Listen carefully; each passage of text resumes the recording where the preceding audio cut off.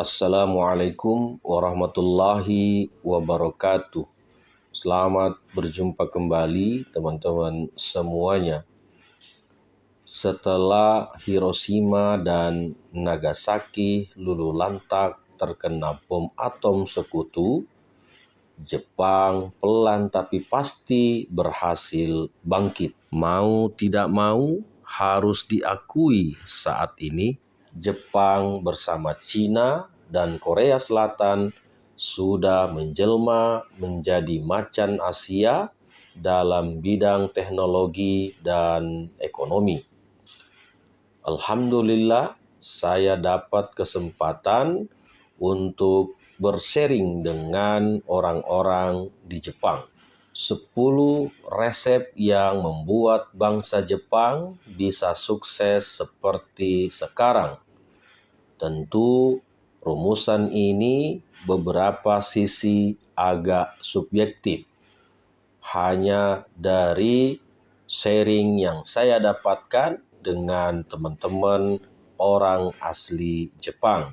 Yang pertama, sudah menjadi rahasia umum bahwa bangsa Jepang adalah pekerja keras. Rata-rata jam kerja pegawai di Jepang adalah 2.450 jam per tahun. Sangat tinggi dibandingkan dengan Amerika yang hanya 1.950 jam per tahun.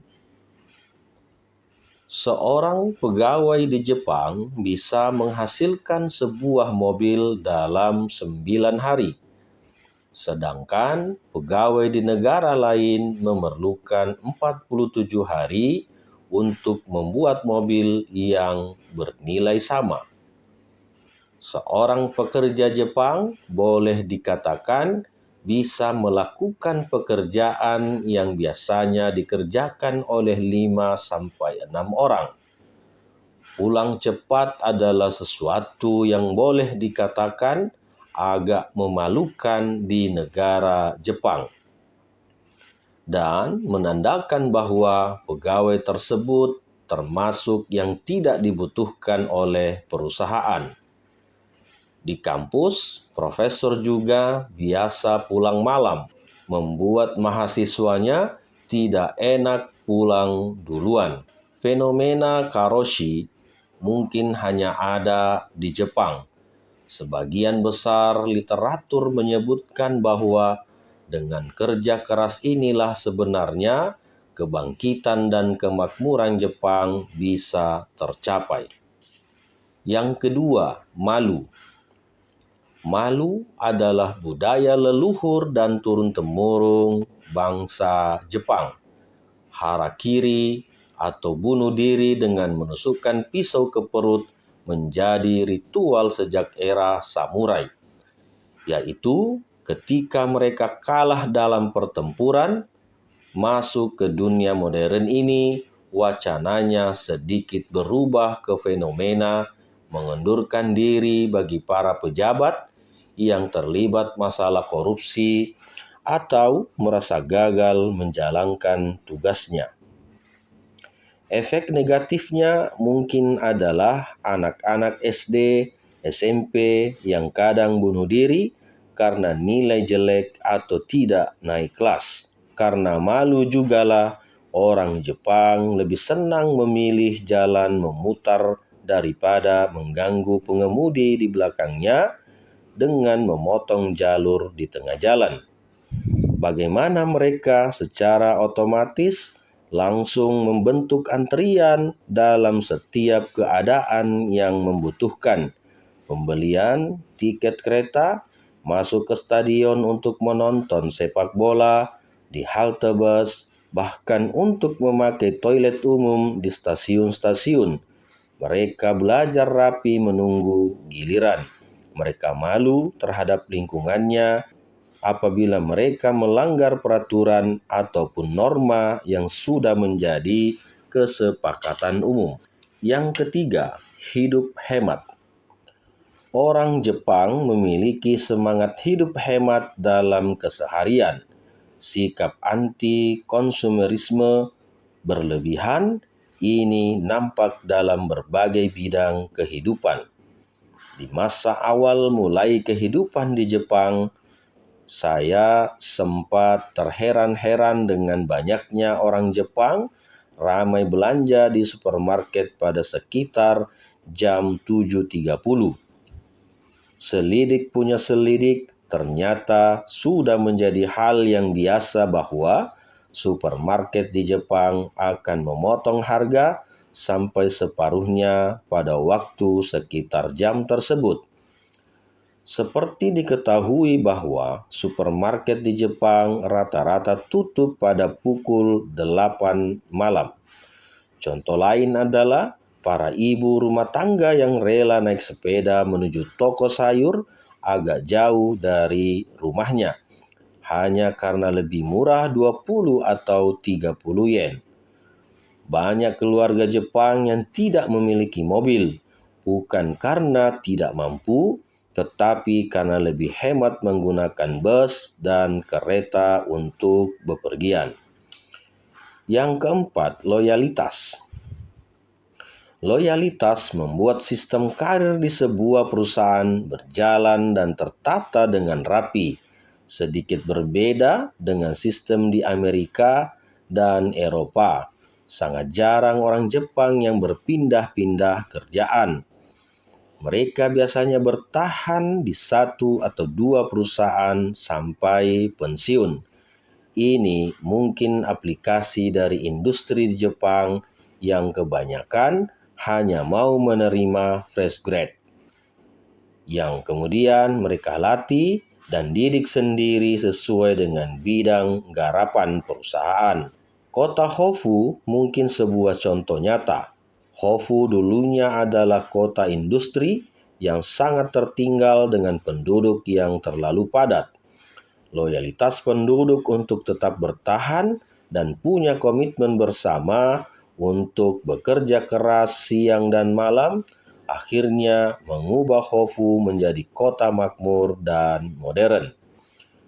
Yang kelima, inovasi. Jepang bukan bangsa penemu, tapi orang Jepang mempunyai kelebihan dalam meracik temuan orang dan kemudian memasarkannya dalam bentuk yang diminati oleh masyarakat. Menarik membaca kisah Akio Morita yang mengembangkan Sony Walkman yang melegenda itu. Kaset tape tidak ditemukan oleh Sony. Patennya dimiliki oleh perusahaan Philips Electronics. Tapi yang berhasil mengembangkan dan membuilding model portable sebagai sebuah produk yang booming selama puluhan tahun adalah Akio Morita, founder dan CEO Sony pada masa itu. Sampai tahun 1995 tercatat lebih dari 300 model Walkman lahir dan jumlah total produksi mencapai 150 juta produk. Teknik perakitan kendaraan roda 4 juga bukan diciptakan orang Jepang. Patennya dimiliki orang Amerika. Tetapi ternyata Jepang dengan inovasinya bisa mengembangkan industri perakitan kendaraan yang lebih cepat dan murah. Yang keenam, pantang menyerah. Sejarah membuktikan bahwa Jepang termasuk bangsa yang tahan banting dan pantang menyerah. Puluhan tahun di bawah kekaisaran Tokugawa yang menutup semua akses ke luar negeri. Jepang sangat tertinggal dalam teknologi. Ketika restorasi Meiji, bangsa Jepang cepat beradaptasi dan menjadi fast linear. Kemiskinan sumber daya alam juga tidak membuat Jepang menyerah. Tidak hanya menjadi pengimpor minyak bumi, batu bara, biji besi, dan kayu, bahkan 85% sumber energi Jepang berasal dari negara lain, termasuk Indonesia. Kabarnya, kalau Indonesia menghentikan pasokan minyak bumi, maka 30% wilayah Jepang akan gelap gulita. Yang ketujuh, budaya baca. Jangan kaget kalau Anda datang ke Jepang dan masuk ke Densha. Sebagian besar penumpangnya, baik anak-anak maupun dewasa, sedang membaca buku atau koran. Tidak peduli duduk atau berdiri, banyak yang memanfaatkan waktu di Densha untuk membaca. Budaya baca orang Jepang juga didukung oleh kecepatan dalam proses penerjemahan buku-buku asing. Konon kabarnya, legenda penerjemahan buku-buku asing sudah mulai pada tahun 1684,